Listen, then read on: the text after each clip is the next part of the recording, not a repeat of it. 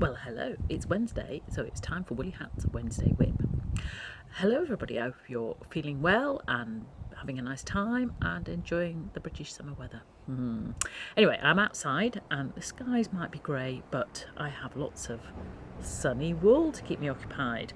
So you might remember I started this one probably June when I went away. We went to a tour of the south and I took it as one of the holiday projects, but I got a bit distracted by my spiral granny square blanket. Anyway, I've decided that because I've got nothing big on, that I needed to finish off some things, so I've picked this up again and having a go. So this is it's called Aran Sock and it was published in the Knitter magazine. You can see you've got travelling cables there, so it's cables but on a garter stitch background, and it's just one stitch wide, and also it's twisted so you knit into the back, which makes it stand out a lot more. So nice pattern. However, it is 34 lines long, so you can see there it's quite long.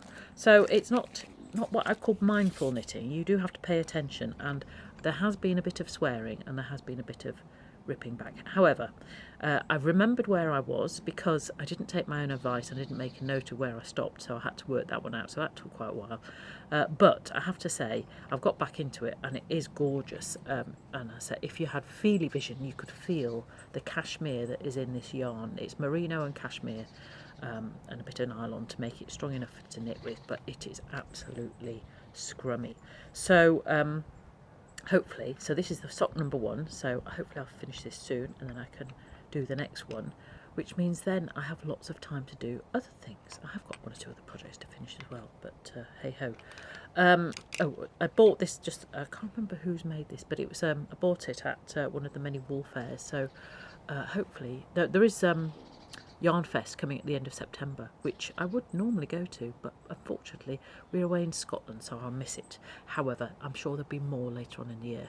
There's also one this weekend in Newbury, I think it is, Southern Yarn Show. So if you're down there this weekend, then that might be worth popping into.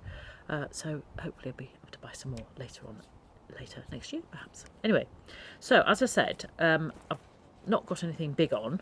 However, great excitement. I'm planning my next big project, and it's going to be this. Yeah. Nice jumper, nice model.